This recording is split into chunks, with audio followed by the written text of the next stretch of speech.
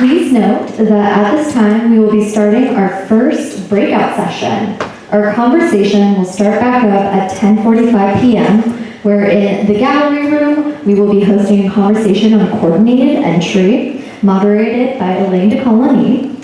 And in the miscellaneous room where we are right now, we will be hosting a conversation on the federal and state strategies and impact on local decision makers.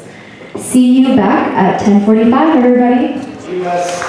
Interagency Council on Homelessness. Cody Ziegler, the Director of Statewide Policy at the California Interagency Council on Homelessness. Justin Garrett, the Senior Legislative Advocate for the California State Association of Counties. And then, of course, Genevieve Lucas-Conwell, who is the ED for the next 16 hours or so. So, Roxanne, over to you. Thank you so much, Kurt. Good morning, everyone.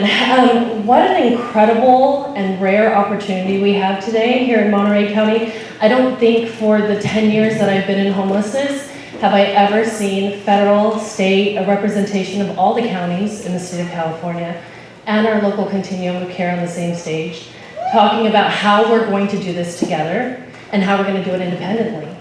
So, welcome.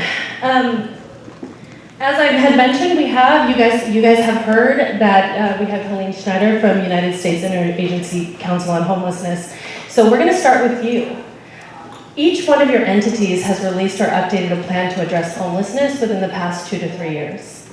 I'd like to start by giving the audience a general understanding of the distinctions between your plans. So give us a quick elevator speech, 3 minutes. Yeah?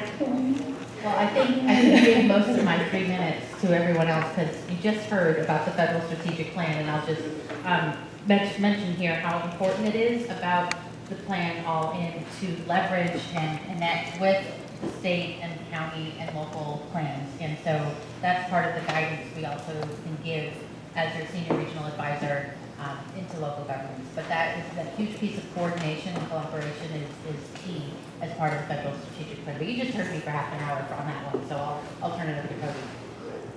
Thank you. I will take some of your 3 minutes. And I already asked Roxanne to cut me off if I'm going too long. But yeah, good to see everyone. Thanks so much for having us here. I'm Cody Ziegler. I work for the California Interagency Council on Homelessness. So I actually was going to introduce what we do, but I'm just going to say ditto to what Helene said. We are modeled after the U.S. Interagency Council on Homelessness. We have 18 directors or secretaries of state departments or agencies on our council and 2 community member leaders that make up the council. And our goal, right, is to coordinate the work at the state level on homelessness, on preventing and ending homelessness. So that work is really guided by our action plan, which I did not come prepared. One of my staff came prepared and brought this so that I could show it off to the group. But we have our action plan for preventing and ending homelessness, which is really the document that guides the state's work and tries to ensure that we are all on the same page as we do this very complicated, very hard work of preventing and ending homelessness.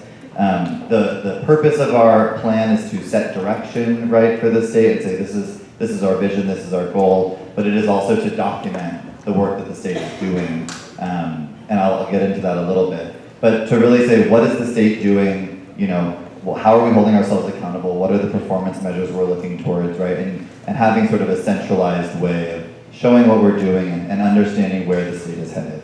So that's what the action plan is. It has a vision of making homelessness rare, brief, and a one-time experience. It sets out goals for us for increased state leadership, meaningful coordination at the state level, and as well as collaborative partnerships with our local partners, like you all here today. It has 5 action areas around strengthening our systems, addressing unsheltered homelessness, increasing access to housing-focused interim housing and shelter, increasing access to permanent housing, and then of course prevention, like we talked about before. It covers our work from, so this plan was adopted in March 2021. So if you think all the way back to March 2021, we were very deep pandemic, right? No one could think 2 days ahead, let alone 2 years ahead, right? So we were creating this plan asking people, what are you doing in the next 5 years to prevent and end homelessness? And they were like, what are we doing tomorrow to prevent and end homelessness? Like, that's what we're thinking about. And so the plan has evolved over time, right? Every year we update it, every year we keep adding activities that the state is working on as our work evolves. And at this moment, I think it encompasses over 170 different projects that are going on at the state level across our 18 council member departments and agencies. So it's pretty thorough. It's a thick document, but it is really useful, I think, in, as I said before, it's sort of trying to document for you all and for us at the state, right? Like, what is the state doing, and how can we be held accountable to that, and how can we also make that, get everyone in alignment. So the last thing I will say before passing it on is that we are, the end of our plan, the plan officially ends at the end of this fiscal year, so in June 2024, and we are going through the process, we're just starting the process of creating a totally new plan. So we're not just updating it, we're looking at all the aspects of the plan, we're looking at all the activities and saying what's working, what's not working. So we will be engaging in public input discussions around all that. We will be reaching out. Hopefully you will see my name and email and be like, stop asking me what I think about this plan, because we hope to get a lot of engagement on that process. So thank you all again, and I will pass it on. Thank you, Justin. Good morning, everyone. So CSAC is the representative for counties at the state level and federal level for policy and advocacy. So we represent all 58 counties. We are the voice for county boards of supervisors, and we recognize fully the crisis that homelessness is around the state. And so we really took on the initiative in a bigger way than we have on other policy issues over the past year. So the end result of our work is the at-home plan, which I'll talk through what that is. But it came from the counties up. So we had several county work groups, both a board of supervisors working group, and then another working group with all the key departmental directors. So social services, behavioral health, public guardians, sheriff, parole, homelessness coordinators, CAOs, all involved, all sharing what's going on in their county at the local level. We went through, an inventory of the programs and funding streams that are out there. We did a full county survey, just trying to understand everything that's needed to change, to transform, and so we can all collectively do better in our homelessness response. And so I want to thank Supervisor Alejo for his leadership, both in several roles during that review and input process. He really shared a lot of the great work that's happening here in Monterey and San Bernardino County, and so that's definitely reflected in the at-home plan. So it was released in March. It stands for Accountability, Transparency, Housing, Outreach, Mitigation, and Economic Opportunity. And so within each of those pillars is a series of policy recommendations that CSAC will plan to engage on and support in partnership to further our efforts on homelessness. So with accountability, this is really transforming the way, the collaboration, the accountability for the funding, just making sure it's used as effectively as possible. With transparency, this is about data, strengthening our data systems, both in terms of what's collected and how it's shared and utilized. With housing, this is building more affordable housing, making sure there's more housing available for all the different high needs populations, older adults, those exiting foster youth, those with behavioral health conditions. With mitigation, outreach next. With outreach, this is about the encampment response, so reaching out, supporting the workforce, supporting those with lived experience, and just helping the services work better. With mitigation, this is really about prevention, so all the great county health and human services programs that are out there helping to prevent more individuals from becoming homeless. And then economic opportunity is about helping those who are ready for self-sufficiency, providing job training and opportunities, and then strengthening SSI and SSP benefits for those who may not be able to enter the workforce. So with that home, we're very excited about it. We've done a lot of great work over this past year, which I'll talk more about in future questions, but this is the county and the CSAC plan to really transform the homeless response in California. Thank you so much, Justin. Now I'm going to pass it on to Genevieve. The local plan means a lot to me, clearly, but I definitely love the work that you guys have been doing. So can you also share what the local plan is all about? Absolutely, I can. So one of the reasons why it means so much to Roxanne is because she led the effort for our Leave Me Home plan. So after the summit, our Leave Me Home plan, there's a parallel, right? Leave Me Home Summit, Me Home Plan, that's the name of our COC. The Leaving Home Plan is a 5-year plan to reduce homelessness by 50% in our region by 2026. The plan was started in terms of coordination with our different stakeholders in 2020 and started in 2021. The stakeholders that were involved in that conversation was our Leadership Council, that's our Continuum of Care Board, City of Salinas, which is the Emergency Solutions Grants recipients, as well as folks with lived experience. We want to make sure that anytime we're creating a strategic plan, it's a document for the community, by the community. That's really, really important to us. So our plan has 50 plus voices involved in it, as well as comprehensive system performance analysis, such as a predictive modeling system in there. We have included a point in time count. We really made sure it was data driven in our plan. In 2020, we decided we wanted to really focus on 3 different areas in our Leaving Home Plan. The first focus is to increase stakeholder participation. And actually, one of our initiatives is to host this space right here, right now, making sure that all stakeholders are part of the conversation. Homelessness touches so many different sectors, such as hospitals, judicial system, education, services providers, that we need to be in conversation, actively talking to each other. What does that look like locally? So not only setting up the Leaving Home Plan, or Leaving Home Summit, but also making sure we have committees in place where we're addressing spaces that need to be talking to each other. Youth systems providers, for example. If we want to create a system for youth to survive or to thrive, if they're experiencing homelessness, we need to make sure that each youth system providers is talking to each other. Outreach committee, who is boots on the ground, where are you guys going? Let's talk to each other, let's work with each other. We're not going to get anywhere if we're not working together. And our lived experience councils. We have both a Youth for Action board as well as a lived experience advisory directive. So we're really making sure that we have active participation from everyone in our community where homelessness is affecting that community. The second focus is improving our performance system. So that looks like how do we prioritize folks into housing first? The conversation right next door to us is our coordinated entry system conversation. How do we look to see who we refer? And how do we determine vulnerability? Let's get into that real quick. So that's something that we're looking into this next year, and we're starting today. We're opening up the conversation today. Second is increasing services on the ground. So instead of having folks experiencing homelessness come to us, we want to make sure we're providing services to them, we're meeting them where they're at. So that looks like applying for funds such as the Encampment Resolution Fund. It looks like making sure that we are setting up those conversations with outreach and making sure that what are the gaps in services? For example, mobile showers, laundry. We shouldn't be expecting folks to be seeking those services. Certainly when folks don't know where they're going to go to the restroom next. Basic services, we want to make sure that they are able to meet so they're able to survive and thrive. How can we expect somebody to go to a job interview and try and get themselves off the streets when they don't know where they can shave or where they can get clean clothes? So we want to make sure that we're reducing as many barriers as possible for folks. That's a little bit of the spiel. Thank you so much. What are some concrete examples of initiatives that your entities have rolled out since your plans have been adopted or released? Thank you. I mentioned earlier the All Inside initiative. That's really been taking up a lot of our focus related to the unsheltered crisis that we're seeing. And again, that's happening throughout the state of California that we're working on, and connecting state and federal policies, but also within the city of Los Angeles and coordinating those activities there.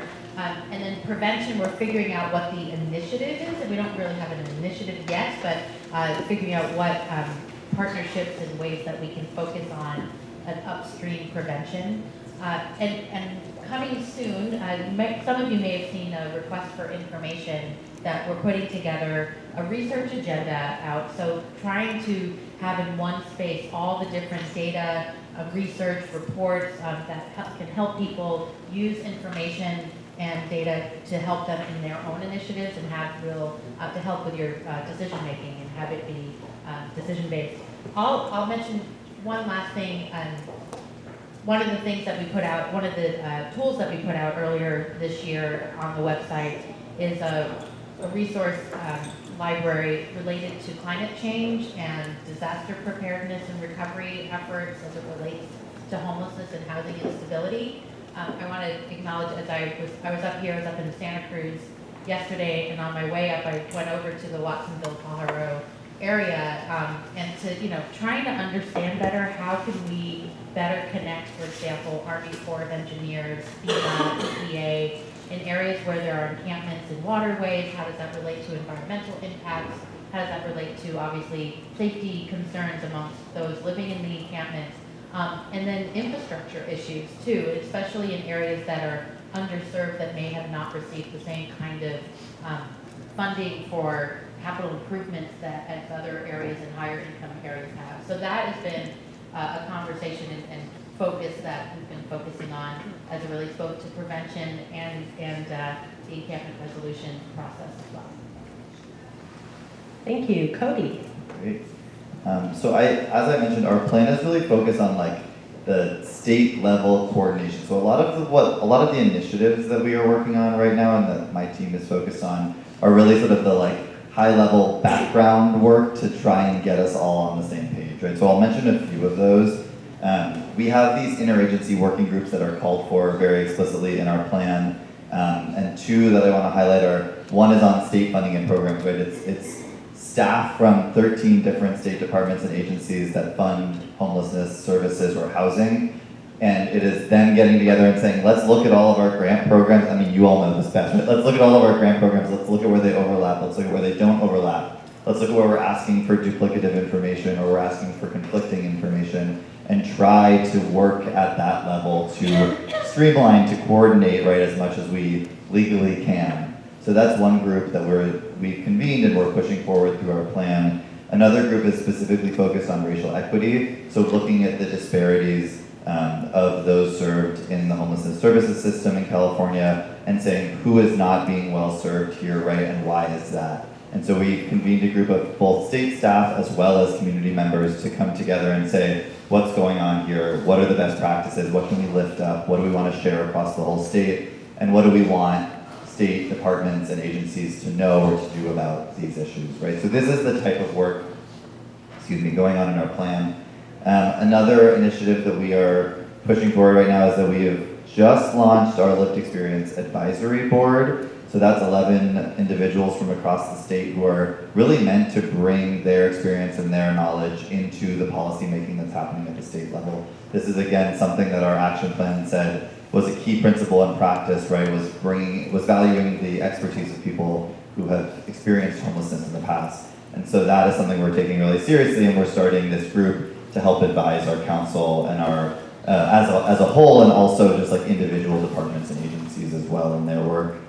And the last thing I'll mention briefly is, Helene mentioned Housing First earlier, and part of our plan is ensuring that we have effective implementation of Housing First at the state level and providing resources to people at the local level. I really love what you said around like, we haven't necessarily had the resources to actually implement it properly and be successful at that. And one of the goals at the state level is to say, let's make sure everyone at the state is on the same page about what the rules are around Housing First, the statutory languages, right? And then what value add, what can we provide as the state, what resources can we add so that people actually have the opportunity to implement Housing First in the way that is effective and is meaningful. And so those are three things hidden away in our 170 activities in the plan that we are focusing on heavily right now. So I'll stop there. Thank you. I'm glad you guys are talking about Housing First because I heard it once and I'll never forget. Housing First doesn't mean housing stupid. So we have to have the resources in order to do it well, but we've seen it done well and we've seen it be successful. So if it's not successful, that means that a lot of times that organization is just under-resourced and unprepared. But it does work. The numbers definitely don't lie. Thank you so much for bringing that up. Justin. Well, with At Home being a series of policy recommendations that all work together, the initiatives that we engage on are really about, bills and budget items at the state and federal level. And so we certainly supported and engaged on a number throughout the full 6 pillars of At Home, but our real focus this year was the accountability pillar. We knew coming into 2023 with the governor's leadership and interest, as well as the legislature's leadership and interest in terms of transforming the state funding, ensuring more accountability, that there was a real prime opportunity for some positive accountability provisions within the state's homelessness funding. So we were ready for that with our at-home plan. We built the At-Home Coalition for Accountability, so more than 40 counties have adopted a board resolution in support of the At-Home Plan. I want to thank both Monterey and San Benito County for adopting that. And then we also had 70 plus overall organizations, community organizations, business organizations, other local government partners that were in support of the coalition as we pushed at the state level for some significant accountability changes. And we appreciate the openness of the governor and the legislature in terms of hearing the voice of counties and what accountability could look like with the HAP funding. And the things that we were advocating for were required regional collaboration, defined roles and responsibilities for counties and cities, continued flexible funding, and then accountability provisions that support the funded entities in achieving their goals and supporting their efforts. And so we're really pleased to see a lot of things that were included in AB 129, which was the budget trailer bill that enacted another round of $1 billion for the HAP program, as well as these accountability changes. We think it provides a great opportunity for everyone around the state to continue making significant progress in addressing the homelessness crisis. That was our big focus as our at-home initiative this year. I want to take a pause because sometimes we speak in acronym alphabet soup. Raise your hand if you know what HAP is. Raise your hand if you don't know what HAP is. Okay, HHAP is the Homeless Housing Assistance and Prevention Program. It is a state funding source. It is not guaranteed, but so far the governor has had 5 rounds. Cal ICH is the entity that is responsible for rolling that out. Shout out to Cal ICH staff that's inside of this room right now. So with AB 129, there is a slew of changes on how the entities that can receive the funding are able to receive the funding. And like they were talking about, a lot of that is accountability. So even today, there's QR codes on all of your tables. Please take a snapshot and do that survey because that's a part of our AB 129 requirements. I like the way we squeeze that in. Then later on today, this is a shameless plug, we're also doing another input session also to meet our AB 129 requirements. And this is a partnership with the Continuum of Care, the County of Monterey, and also the County of Santa Benito. And I'm gonna get off of my soapbox now and get back to the conversation. And I'm sorry, Genevieve. No worries. Hey, appreciate the plug. You gotta hear the people out. Yes, so in terms of initiatives that we've done recently, so for each of our Leave Me Home, for each year that we've been in our Leave Me Home plan, we have a yearly action plan as well as a yearly progress report. We are midway through our plan, yay! And we're actually doing really good. So just real quick, we're doing really good in terms of reducing homelessness and getting to that 50%. So cross our fingers, we're going to do the point in time count. Anyways, getting sidetracked. So in terms of, we're on our year 3 action plan. We just released our year 2 progress report. It's up on our website if you want to check it out. But what we've done so far in our year 2 progress report is for our first focus, which is increasing stakeholder engagement. I've already started talking about it a little bit. We've held our first Leave Me Home Summit last year that was virtual.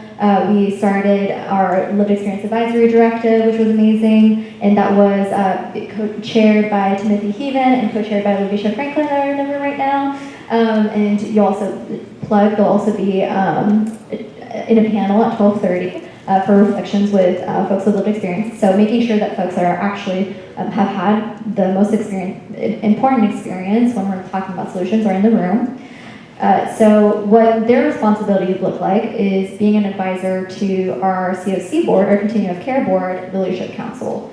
And what that looks like is that they're in the room when we're deciding who to fund for our Continuum of Care notice of funding opportunities, for our homeless housing assistance program funding opportunities. They're there in the room to decide who gets funded, what kind of parameters are we looking at to make sure that there's impact that's happening, what goals are we asking service providers to meet, and measures what's important. And we're also hearing their side too, making sure that we get client input into how services providers are doing and how can we support service providers as well to excel, to make sure that we're connecting the two, service provider and clients. We also have our Youth for Action board. Our Youth for Action board has done a lot of work with this new HUD grant called the Youth Homeless Demonstration Program. The Youth for Action board has been really instrumental in actually kind of setting the pilot as to how do we include folks with lived experience into the conversation. So they've been able to create monitoring policies. How do we monitor our folks that are that we're funding? How else they've been really involved with Youth Homeless Demonstration Program, and we're really grateful for them to be part of the table to make sure that we can end youth homelessness in Monterey and Santa Cruz County. We also, part of that has been to make sure that cities and counties adopt our plan. So far we have the City of Soledad and City of Monterey that have adopted it this year. In the first year we had the City of Salinas, King City also adopt the plan. And in terms of counties, we had Monterey County adopt the plan in their first year, as well as County of San Benito. So we want to make sure that more cities are adopting the plan. We've done the work. We want to make sure that each city has a plan, and a coordinated plan for how they can support their unhoused population in their cities. So that's our focus number one. Focus number two, improving performance systems. You've heard from Supervisor Alejo that we have built out our first youth coordinated entry system, a separate system where youth who have different questions in terms of assessments. It's been built by youth with lived experience. It's been built by youth systems providers. We've created that system. We're also digging into our coordinated entry system. Who's missing, who's fallen through the gaps? Let's make sure we're including everyone. Let's look at vulnerability. Let's make sure that folks get prioritized based off of that vulnerability, and we create a local system that works for us, for Monterey and Santa Benito County. So that's a little bit our strategy number two, which is the system improvement. And then focus number three, which is the making sure we have more services on the ground. We have looked at making sure we have an outreach committee, coordinated outreach, who is going where, at what times, who has everybody's phone numbers. We also, like I mentioned before, we have the City of Salinas that applied for the Encampment Resolution Fund, the County of Monterey that applied for the Encampment Resolution Fund, making sure we're building transitional housing, permanent supportive housing, emergency shelters, that we have a diversity in services regionally. That's a little bit of our focus. So now we're looking, we have North County, we have South County, we have Salinas, we have the Peninsula. Let's make sure that all of our regions at least have some services so that folks can access services. They don't have to travel far, it's close to them. So that's a little bit of what we're focusing on in this next year and what we've been able to do so far. Thank you so much. Highlighting the service gaps, we have many, right, in Monterey County. You get to a point to where there is nothing for miles. But thank God for new leaders and all of the work that's already taking place behind closed doors. And I'm very excited that we have a lot of work to do, but we have a lot of people at the table from South County saying, we're in, what do we need to do? So thank you, everyone. The next question is, this is a loaded question. In your opinion, what are key challenges or obstacles that local stakeholders often face when attempting to address homelessness? And what advice or strategies do you have for overcoming these challenges? I'm going to sit back because we're going to be here a while. I'll mention, well, how much time, right. I'll mention two, and I'll preface it by, this is also why plans are so important to have, because the plan, as long as it's not putting dust on the paperwork, right, it's on the shelf, that's implemented. You have a plan for the plan, the implementation piece to it, because leadership changes all the time, right? And up to those changes, sometimes there are very contentious elections that happen among some of your political leadership that may or may not have to do with the plan, but it has to do with the people that you have to interact with. And those outside issues may kind of creep in to actually try and get some work done, right? And even if it's not the elected leadership within your own communities or agencies may also change. So how to keep that continuity going and keep the momentum happening in the face of those changes, figuring out what a succession plan could look like, having who are the staff involved or the key leaders involved in your plan that can be that kind of transition and that institutional memory moving forward. That is so, so important, and to have a document like the plan that had the community input and will and upfront piece, upfront to say that this is how we're moving forward, really then helps bring in new people in and training them to get acclimated to what the plan is, wherever it is in its stage of implementation. So it happens all the time everywhere. We shouldn't be surprised about it, but it happens like, oh, it's that so-and-so and that important seat's no longer there, what do we do? I mean, this happens everywhere all the time. The other one, I think, really challenging is what's become, unfortunately, the politicization and the rhetoric on the issue of homelessness and how to handle it. That it feels like a zero-sum game in some areas, or the vitriolic social media that happens that really weigh down not only on those doing the work, but gives a lot, puts up a lot of pressure. And with that, how I address it, I have a term that I like to call froth. Like, I like my cappuccino, right? Cappuccino has a lot of froth in it. It's kind of nice, but it's not much substance to it. It's airy, it's hot, it has a lot of bubbles, it has, it goes all over the place. That's there, and it's a part of what's going on, but you gotta stick with the coffee. The coffee's what wakes you up in the morning. The coffee's what keeps you moving forward. And sometimes we pay too much attention to the froth and not to the coffee. So beware of froth. Got it. We will hashtag that later. Cody. I'm just thinking about prom. No, I agree with all of that. I think something that I was thinking about as it relates to the state is right, and the work that we're doing, hopefully in partnership with you all, is like everyone who works in this sector knows that we are fighting a battle against decades and decades of less support and funding than we need to make actually a change in the system that we want to see, right? And then, the pandemic happens and suddenly there's an influx in funding in many different ways. And I think something that we saw was that not only can we do the work when there is that funding, but also sometimes that funding is really hard to access when there's when there is funding even, it can be very difficult. And so something that we are thinking about as the state is the funding that we do have, right, trying to make it more accessible and trying to make it easier to understand like what can be used where, make sure it is coordinated, like I mentioned before, across state agencies and departments. Because we know that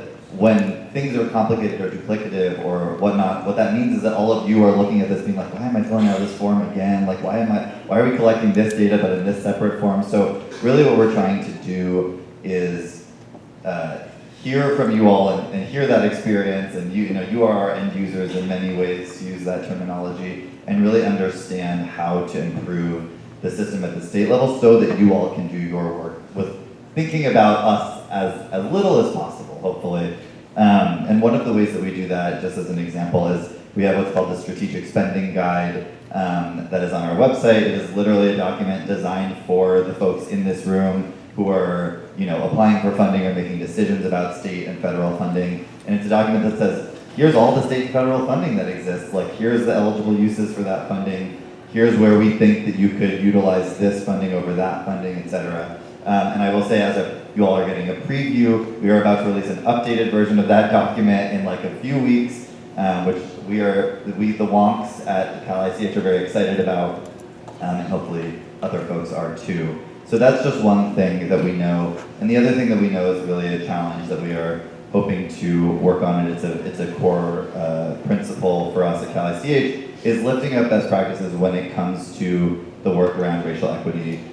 We know that is something that all of you contend with, and in different ways, you all have different communities that you are serving. And we know that there's really good work happening. So how do we share what one city is doing with the rest of the state? How do we lift up what one county or one COC is doing with the rest of the state, and actually provide resources so that those things can be implemented across states? And we can actually not just provide a webinar and information, but really like provide resources and training where it's useful.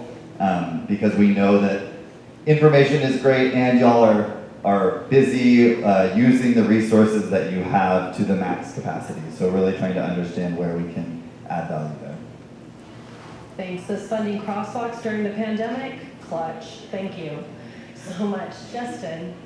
All right, so the three big challenges that came up during our at-home plan development were really the lack of local collaboration coordination, sort of the finger pointing, not having defined roles and responsibilities between counties and cities, and then the lack of ongoing funding. And so, not everywhere around the state is having this great local collaboration that exists here. There are some parts of the state where it is more difficult to get everyone together in the same room and to be coordinated and to be, moving forward together on what the plan is and how the funding should be used. So now with, again, the new requirements, maybe 129 in the next round of funding for the homeless housing assistance intervention program, there will be those opportunities where everyone will have to come together. So now that collaboration is going to be required. So we think this is greatly going to further those local partnership efforts. And then in order to receive any of that funding, which is obviously a huge significant funding source for what can be done with homelessness response at the local level, you'll need to sign an MOU as a county or a city and a COC defining your roles and responsibilities. And so this will really help bring everyone to the table to say, hey, I'm committing to do this work.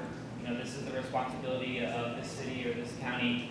And now with that being a requirement, we don't think it'll help to get rid of some of those finger-pointing challenges that exist in different parts around the state. And the last one, while there is not yet an ongoing funding commitment for the HAP program, there is a significant amount of funding this year, and everything that's going to happen with the local plans, that's going to help make the case for additional funding. So either both in terms of here's everyone coming together, community organizations, cities, here's all the work we want to do, but we can't either do everything within the current plan because of needing more funding, or we need ongoing funding to make those long-term investments over a longer period of time. The amount of work that's going to come together for this plan should really be something that guides a county and a COC's work over the coming years, not just for 1 year. So we're really excited about the possibility of what exists with this next round, and we think it'll help overcome some of these challenges. Thank you. Genevieve, you get to see it firsthand. You get to hear it firsthand. Yeah. That is such a loaded question, Roxanne. But no, it's a wonderful question in the sense that, so our vision at the coalition is for us to make sure that homelessness is rare and brief and that everyone is met with dignity at every step of the way. So the key word there is that it's rare and brief. We acknowledge that there's also things that we can do. We're not going to stop from folks losing their housing. So when they do lose their housing, we can make sure that they have the resources available to them so that they are met with dignity and respect every step of the way once they do lose their housing. So right now, in a sense, there's a lot of folks that, first challenge is making sure that we have a continuity in services. We're continuously building affordable housing, continuously building permanent supportive housing, transitional housing, emergency shelters. It doesn't end. Right now, I'd say one of the biggest things is we don't have enough housing, right? We hear it every day. We just don't. So emergency shelters is not really emergency shelter. It's really, folks stay there for a really long time. It's not for 1 night or 2 nights. It can be for months. Transitional housing, we're seeing folks that really need more than just 2 years. Same with rapid rehousing. And same permanent supportive housing, we always echo here, is the best solution. We want to make sure that those that are chronically homeless get placed into housing first, right? Making sure that we get them into permanent supportive housing. So there's a bottleneck. We need to name that. We need to create a continuity in services, making sure that we're always building, always making sure that we're growing with the population, right? That's just kind of the reality. And so that, I would say, is one challenge that we're working on, right? We're the system, so we're making sure that we have a system that can work for the people, for our community. The second one, I would say, my roots are in case management, and I would say case management, making sure that case managers have the resources necessary to be successful to support folks experiencing homelessness. And the reality of it is there's not enough funding for agencies and for even us to be able to support staff at the level that they, number one, deserve, as well as for their own continuity and for their own well-being. So I would say that that's something also a challenge that we see is we want to make sure that we have strong staff that are here for a long time that can support and do the work. There's a high burnout. National Alliance to End Homelessness actually did a wonderful report and survey around case managers and service providers. And so it's really digging in, seeing how we can create and and support them with resources that we have access to. But it's kind of a trickle-down effect. There's only so much money that we receive in homelessness. I'll stop there for those two challenges. Thank you. Thank you so much.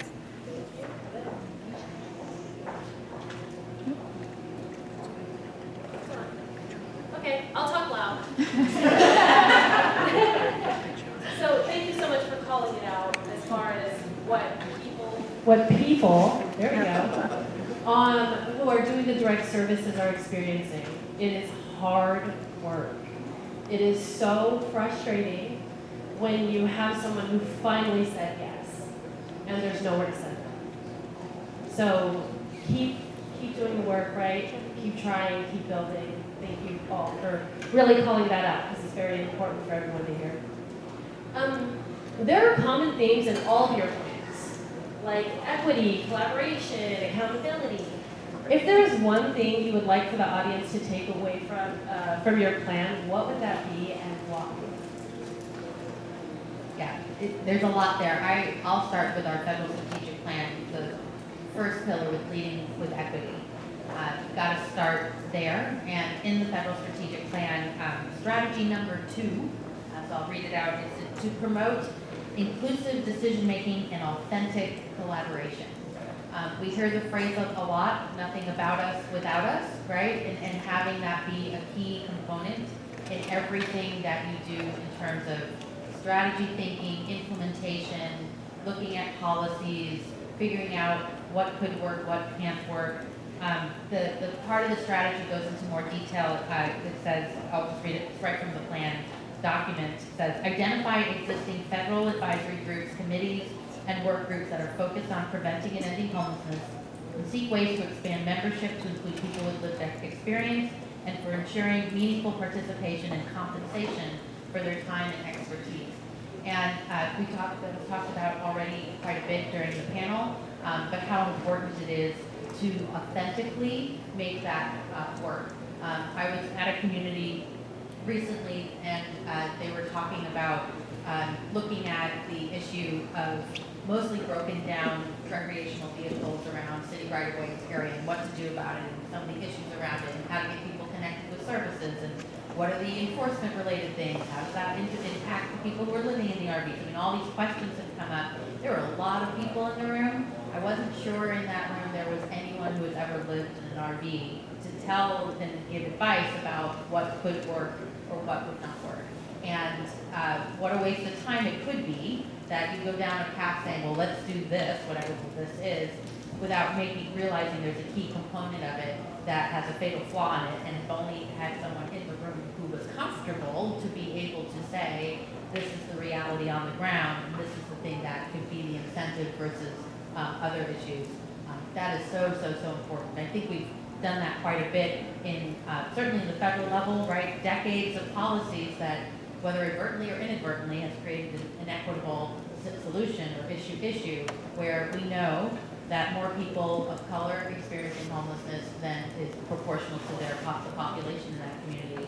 That did not happen by accident per se, right? There were definitely some policies that were definitely put together in ways that purposefully made those issues, made those results occur. How do we turn that around? How do we include people involved who are directly impacted by those policies into finding those solutions long term?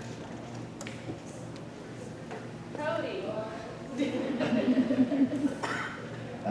Yeah, I think one of the things that I've been looking at the plan that I was thinking about for this group, right, is that it includes a lot of words, right? There's a lot of activities in there, there's a lot of projects going on, and I think that is useful information for people to have. But more than that, I think the thing that I hope people take away is like the potential for the state to be a partner in this work, right? Because ultimately it is you all who are on the ground doing this work, and you all that need to be supported and sort of know what support you need. So I guess my takeaway is like, we want the engagement, we want your critical eye, we want your thoughts, we want your experiences to inform the work that we're doing. And we are actually actively sort of expanding the role we hope to play in partnership like with specific local communities. I mean, luckily have a very good partnership with Monterey San Benito counties. We have some of our staff are from the area, so shout out to them.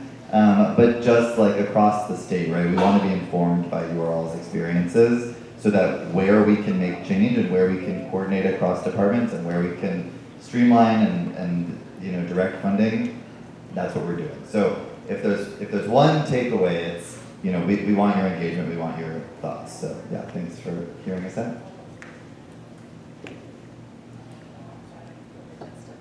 I think the one thing I want to highlight is that it's everything.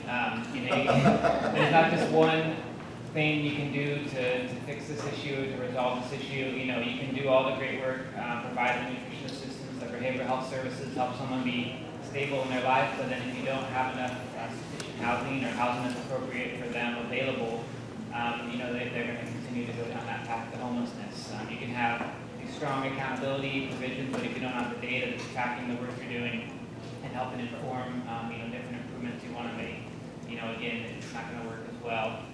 You can do the great outreach that's needed and connect with the individual, and they may be ready for those services or ready to move to a different phase, but if you don't have the economic pathway for them to be able to follow through on that and make that commitment and have those opportunities. So again, I think you all know this, but that's what's reflected in our plan, and certainly what we want to highlight is to continue in nature to be comprehensive in our work and to engage on all aspects that are needed because it's critical and vital. Thank you so much. Genevieve. Yeah, I would say if you work at a city or a county, get to know your unhoused neighbors. They're your residents as well, your constituents. Go with your local outreach team, with your local police. Monterey Cat team is here. I want to give them a shout out. They do such a wonderful job of doing outreach. But definitely start connecting with your unhoused residents. Like, talk to them. They're just as important as any of your other constituents. The only difference is that they don't have shelter. And so we want to make sure that we're connecting with them. For example, in our last local point in time count, we saw that 80% of Monterey County residents were from Monterey County before they ended up homeless. So not only get to know your unhoused residents, but also help us break the stigma. There's a heavy fog of stigma around homelessness, and I think everyone can talk to about in here that it's not, there's not one way, shape, or form that folks experience homelessness. It is families, it is children, there's folks, there's veterans, there's so many different folks that are affected by homelessness, and we know, I'm sure everyone in here can say that it's hard to make rent sometimes, and it's really inaccessible to even buy a property here, right? So for folks that have gotten not a super great hand from right from the beginning, it makes it that much harder. If, we're making, an income that is passable and we're having trouble, how can folks that haven't gotten the best hand at first can do that? So get to know your constituents without shelter. Talk to your services providers if you're, and I would say to services providers, y'all are doing a great job, so no notes there. Y'all are amazing. And I'll leave it at that, actually. Thank you. So there's a couple of things that I want to say is inside of your program, there are QR codes for all of the plans. Please educate yourself, educate your neighbors, educate your colleagues. There's so much going into understanding the complexities of homelessness, and we need to take everything we learned today and spread the word, because NIMBYism spreads very fast. So we got to get in front of the NIMBYism. Then we have numbers that show that collaboration works. Since 2019, our community has seen a 28% decrease in homelessness. We're well on our way to the 50% mark. And I tell everyone, we didn't get there by doing nothing. We got there by doing every single thing we possibly could do and think of, and we continue to learn from the last year and keep pushing. So we have a little bit of some time left. Does anybody have any questions that you want to ask? I didn't think we were going to have time for this. Oh, Mr. Powell.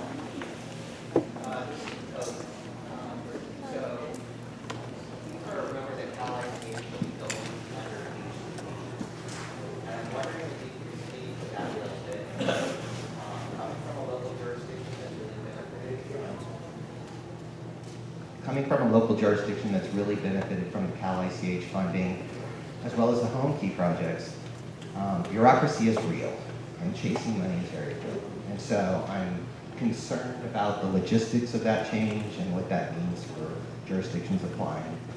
And also a secondary question is, family homelessness is huge.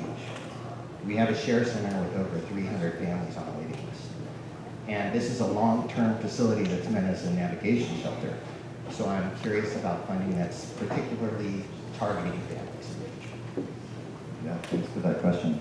And I'll admit from the start that I am not our grants expert, so I'm not exactly the right person to answer those questions, but I will do my best, and we can talk offline as well, or after this as well. There was legislation that was passed this year that will take the grants from the grant portfolio from Cal ICH and move it to our sister department, HCD, so Housing Community Development. There aren't a ton of details about that yet, but what I will say is that the folks implementing our programs now are the folks that are planning to implement those programs going forward, as far as I understand. So I think what we are hoping is that, like, for the end users, of course, as we talked about, things don't feel that different. And I also will say that, like, something that we as Cal ICH are, like, will have an increased focus on, right, is not just our own grant programs, but what are the things we're hearing from our, local communities that were successful about our programs that we can then talk about with all of our council member departments and agencies, right? Like, what are the successes we're seeing in tribal engagement, for example, with our tribal HAP grant program, that we can then take from that program and say, hey, actually, we think that all of us should be working sort of in the same way. So I don't have tons of answers about how exactly it will change in that way, but that's our hope, is that we shift our focus slightly from just like our own work, right, to actually the work of the whole state.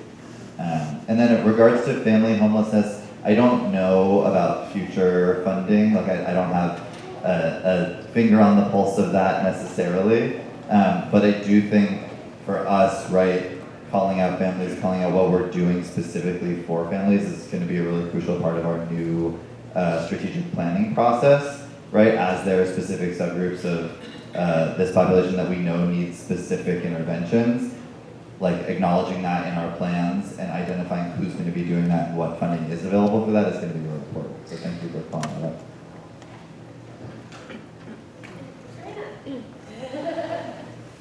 Can we get a mic over there, please? I think I can talk loud enough. Yes, you can, Mr. Pearson. Right, but it's for Zoom. Earlier you mentioned AB, was it 129 or 139? Yeah. Can you explain What is a short quick note on what that is?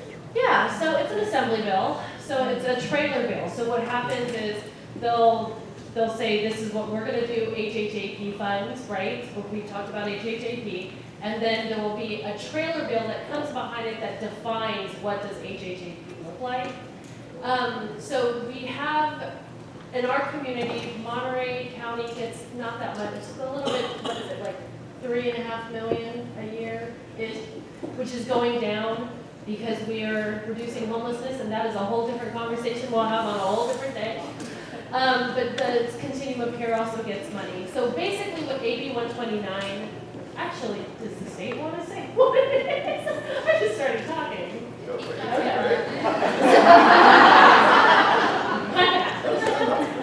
So AB 129, basically, like they had said, means that our communities are going to have to work together. A component is we have to enter into a memorandum of understanding with our continuum of care as the County of Monterey. Our continuum of care is 2 counties, so they have to do this twice and do it with San Benito County as well. There's also another piece that says we have to do a minimum of 3 community input sessions where we talk to stakeholders like we are today and understand what everybody else thinks we should be spending the money on, and are there interventions that's missing in our community? Are there things that we're doing really well? It also requires that we look at how are we performing. Like, so last year we took a snapshot of our system to say who's experiencing homelessness, and then we're going to look at it again this year This year, it also adds an extra layer of complexity because we're looking at disparities as well. And we have to create a coordinated plan with the continuum of care. So those are the main highlights of AB 129. I know you guys love reading this stuff, so all of it is available online. And also, you know, federal literature is one of my favorite things to read. So really, get into it, understand it, because it'll make us so much better. We're doing a great job at spreading the word, but we need your help to continue spreading the word. We only have a few more minutes. If you have not adopted the plans, the Leave Me Home plan, and you work for a jurisdiction, please do that. Say you're on it. Okay, we have a couple more questions. We have 1 minute. Room for one more question. I do want to go to Jago. I'm sorry, I saw his hand first. Thank you. I don't need a mic. I just want to give up to Helene. The comment that really resonates with me is nothing about us without us. And so I heard the term racial equity maybe once in this conversation. And I'm just sitting here curious. We're having a conversation. Oh, it's a little side talk over here. You know, what does racial equity look like for everybody here? And is it, I don't know, maybe not everybody here, but amongst our leaders, because we know that our unhoused community have leaders, but I don't see them here. So do you want us to talk about, to answer the question, or is that more of a comment? I'm just going to leave it like that. I see you. How much time do we have? I think we're out of time. But I see you, Jago, and we have been doing racial disparities analysis. The last one, I do believe, if it's not on the coalition's website, you can certainly reach out to them and ask for it. We're seeing improvements. It's still not enough. We still have to keep going. When I was at the coalition, we were able to predict if you were going to become homeless just based off of your skin color. People who are black with 12 types were likely to become homeless in this community, which actually outperforms the state at large, but it's still too much. It should not happen. So anyway, off the high horse again. Thank you all so much.